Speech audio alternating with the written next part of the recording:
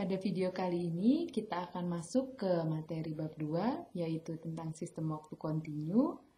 Ada dua bahasan yang akan kita pelajari di video kali ini. Yang pertama adalah tentang definisi sistem, dan yang kedua adalah tentang klasifikasi sistem. Lihat yang pertama yaitu adalah tentang definisi dari sistem sendiri. Apa itu sistem? Maka kalau kita membahas sistem, kita akan melihat sebuah sistem sebagai suatu transformasi, sebagai suatu perubahan dari satu kondisi menuju kondisi lain yang diinginkan. Ya. Kemudian sistem bisa terdiri dari satu atau lebih input dan output. Jadi bisa terdiri dari input yang banyak ataupun output yang banyak. Maka kalau kita gambarkan dalam hubungan diagram blok, maka kita akan punya ini sebagai XT misalnya ya, sinyal masukan kita punya, kemudian YT menjadi sinyal keluaran, maka hubungan diantaranya itu kita katakan sebagai suatu sistem. Jadi mengubah sinyal XT menjadi sesuai dengan sinyal YT yang kita inginkan, itu kita katakan sebagai suatu sistem. Nah, kemudian kita akan masuk bagaimana klasifikasi dari sistem. Yang pertama, sistem dilihat dari bentuk sinyalnya, yaitu ada sistem waktu diskrit, di mana input dan outputnya terdiri dari sinyal diskrit. Kemudian ada sistem waktu kontinu, di mana input dan outputnya terdiri dari sinyal kontinu. Sinyal kontinu dan sinyal diskrit sudah dibahas di bab sebelumnya, maka kita tidak akan mengulangnya lagi. Kemudian klasifikasi sistem yang kedua itu adalah berdasarkan pembagian penggunaan memori. Yang pertama, sistem dengan memori dengan adanya penyimpanan. Ini terjadi jika output di semua waktu bergantung dari input di waktu itu dan di output di waktu sebelumnya. Jadi di semua waktu bergantung dari input saat itu, input sekarang, dan output yang sebelumnya. Nah, di sini contohnya misalnya YT sama dengan XT ditambah 3YT min 1. Nah, di manakah yang menggambarkan output di waktu sebelumnya? Nah, yang ini. Saat ada T-1, tandanya ini ada delay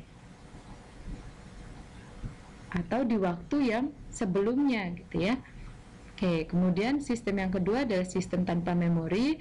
Jika output di semua waktu bergantung hanya dari input di waktu tersebut. Jadi tidak ada penyimpanan di dalamnya. Contohnya misalnya kita punya YT ya sama dengan A dikali XT gitu ya, T-nya sama. Kemudian YT sama dengan TXT ditambah BX pangkat 3 T. T di waktu yang sama, itu kita katakan sistemnya tanpa memori. Kemudian klasifikasi sistem yang selanjutnya adalah sistem yang kausal dan non-kausal. Bagaimana sistem yang kausal?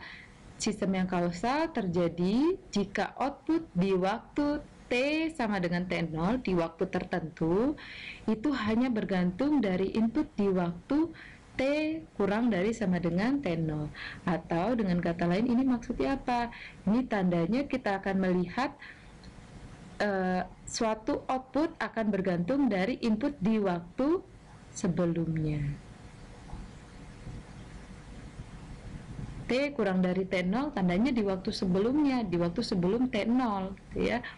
Nah, sistem ini adalah sistem yang bisa diimplementasikan. Kemudian lawannya dari sistem kausal ya tentu saja adalah sistem non-kausal. Kemudian klasifikasi sistem yang selanjutnya adalah sistem linier. Sistem linier, bagaimana kita dapat mengetahui suatu sistem linier atau tidak? Ada syaratnya. Yang pertama, jika memenuhi linier untuk penjumlahan, jadi kalau kita jumlahkan hasilnya sama gitu ya.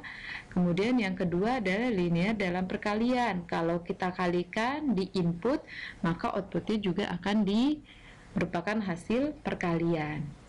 Kemudian klasifikasi sistem yang selanjutnya adalah sistem yang tidak berubah terhadap waktu atau time invariant, dan sistem yang berubah terhadap waktu atau time variant. Bagaimana kita melihatnya?